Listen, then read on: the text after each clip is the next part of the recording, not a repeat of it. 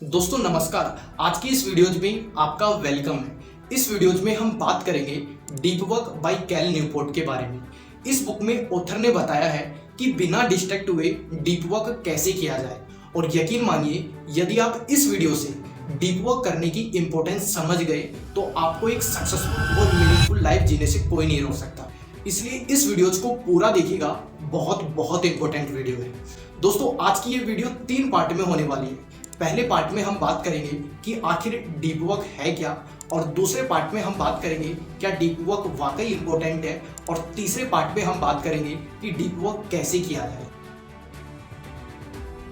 देखो दोस्तों, deep work करने का मतलब है कि किसी भी काम को बिना ध्यान भटकाए पूरे फोकस के साथ करना, इसे ही डीप वर्क कहते हैं।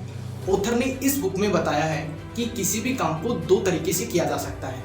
नंबर 1 डीप वर्क के थ्रू, नंबर 2 सैलो वर्क के थ्रू। दोनों को एक एक करके बताता हूं कि दोनों में क्या डिफरेंस है। डीप वर्क करने के लिए आपको 100% कंसंट्रेशन की जरूरत पड़ती है, यानी कि आप एक टाइम पे एक ही काम कर सकते हैं, और इस काम को करते वक्त आप काम की गहराई में होते हैं, जहां आपको बहुत कुछ सीखने को मिलता है, जिससे आपकी प्रोडक्टिविटी हाई होती है। दूसरी ओर सैलो वर्क, ये एक मल्टीटास्किंग वर्क होता है, यानी कि आप एक टाइम पे 2 काम कर सकते हैं। जैसे आप म्यूजिक के साथ साथ आप राइटिंग कर सकते हैं, वॉकिंग के साथ साथ आप चैटिंग कर सकते हैं, और इस काम को करते वक्त आप काम की सरफेस पे होते हैं, जहां बहुत डिस्ट्रैक्शन होता है, कम सीखने को मिलता है, और जिसके कारण प्रोडक्टिविटी लो होती है।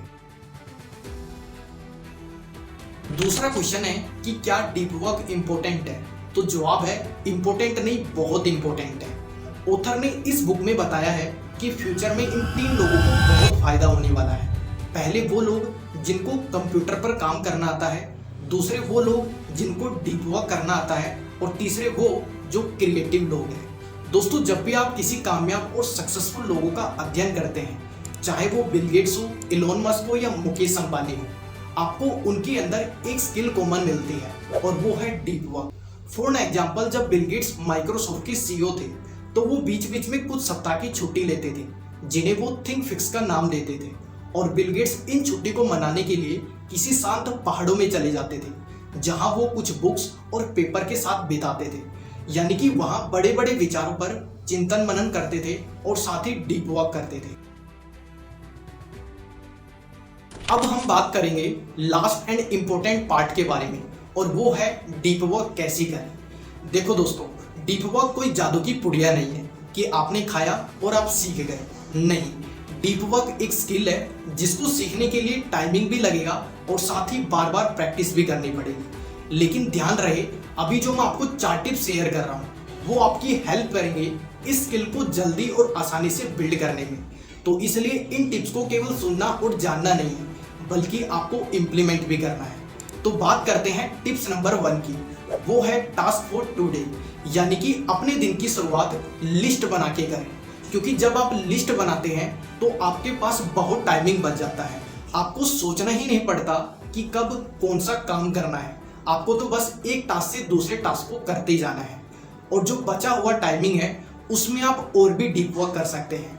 यहाँ तक कि लिस्ट बनाने का एक फायदा ये भी है कि आपका फोकस बना रहता है, क्योंकि जब आप एक टास्क से दूसरे टास्क पे जाते हैं तो इस प्रोसेस में आपको डिस्ट्रैक्ट होने का मौका ही नहीं मिलता।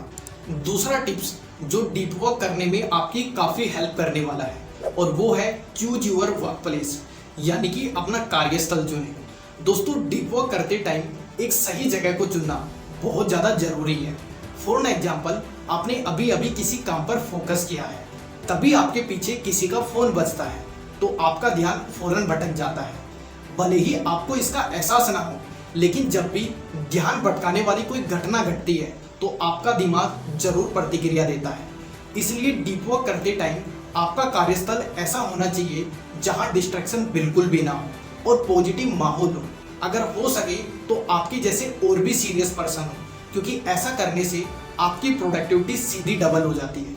तीसरा टिप्स जो आज के यूथ के लिए बहुत इंपॉर्टेंट है, और वो है क्विट सोशल मीडिया। देखो दोस्तों, सोशल मीडिया से न केवल हमारा टाइम वेस्ट होता है, बल्कि फोकस करने की क्षमता भी घटती है, और साथ ही अगर आप डीप वर्क करने की सोच रहे हैं तो आपके लिए और भी बड़ी समस्या बन जाती है। लेकिन ये बात भी बिल्कुल ठीक है कि कुछ लोग इसका इस्तेमाल सही करते हैं, यानी कि इसका इस्तेमाल अपने फेवर में करते हैं। ऑथर इस बुक में एक स्टोरी बताते हैं जिससे ये बात बिल्कुल स्पष्ट होती है कि आप सोशल मीडिया का यूज करते हैं या फिर सोशल मीडिया आपको यूज करती है। और वो स्टोरी ये है, एक बार रेयान निकोडेमस अपने जीवन को आसान बनाने की सोचते हैं। उनका पहला लक्ष्य होता है फालतू सामान से छुटकारा पाना। उस समय रेयान एक फ्लैट में अकेले रहते थे, जिसके लिए उन्होंने एक रणनीति अपनाई जो सुनने में तो बहुत सिंपल लगती है, लेकिन वास्तव में उनका विचार परिवर्तनवादी था। दरअसल एक दिन उन्होंने अपने सारे सामान को एक कार्टून में पैक कर दिया और फिर उन्होंने अगले 1 महीनों तक सरल बिताया। और इस दौरान अगर उनको किसी सामान की जरूरत पड़ती तो वापस उसे बाहर निकाल लेते। और ठीक 1 महीने बाद उन्होंने देखा कि उनका ज़्यादातर सामान पैक ही रखा हुआ है, जिसकी उनको कोई ज़रूरत नहीं थी। इसलिए उन्होंने वो सारा सामान बेच दिया। दोस्तों, जिस तरह रेयान ने अपना सामान पैक किया, ठीक उसी तरह आपको भी अपने सोशल मीडिया अकाउंट्स पैक कर देने चाहिए। और फिर 1 महीने बाद आपको अपने आप से 2 सवाल पूछने हैं। पहला सवाल ये कि अगर मैं 30 दिनों तक सोशल मीडिया यूज करता तो क्या मेरे 30 दिन पहले वाले 30 दिन से अच्छे होते। और दूसरा क्वेश्चन ये कि लोगों को इस बात से कोई परवाह थी कि मैं एक्टिव नहीं हूँ। अगर इन दोनों सवालों का जवाब ना है तो आपको अभी से सोशल मीडिया परमानेंट बंद कर देना चाहिए। अगर इन दोनों सवालों का जवाब हाँ है तो आपको दोबारा शुरुआत कर देना चाहिए। चौथा टिप्स जो आपके लिए काफ़ी कारगर साबित होने वाला है, और वो है इम्ब्रास बोर्डम, यानी कि बोरियत को गले लगाना। देखो दोस्तों, हम जिस टिप्स की बात कर रहे हैं वो टिप्स सक्सेसफुल लोगों के अंदर कूट कूट के भरी हुई है। यानी कि वो लोग बिना ध्यान भटके लंबे समय तक काम करने में माहिर होते हैं। ऐसा नहीं है कि वो कभी बोर नहीं होते, बट फिर भी वो काम करते हैं। ऐसा इसलिए क्योंकि ये बात उनको अच्छे से मालूम है कि मुझे अपनी लिमिट क्रॉस करनी है तो मुझे बोरियत को सहन करना ही पड़ेगा। इसलिए मेरी इस बात को गांठ बांध लीजिएगा, अगर आपको अपना मैक्सिमम पोटेंशियल देना है, आपको अपनी लिमिट क्रॉस करनी है, अपना बेस्ट ऑफ द बेस्ट देना है, तो इसका रास्ता बोरियत से होकर के ही गुजरता है। दोस्तों, आज की इस वीडियो में हमने बात किया डीप वर्क के बारे में। आशा करता हूँ इस वीडियो से आपको कुछ वैल्यू मिली होगी, अच्छी लगी होगी। तो लाइक कर दें, शेयर कर दें और कमेंट्स में टाइप करके बताइएगा कि कौन सा पार्ट आपको अच्छा लगा। अगर आप चैनल पर नए हैं तो सब्सक्राइब कर दीजिएगा ताकि अगली वीडियो का नोटिफिकेशन आपको सबसे पहले मिल सके।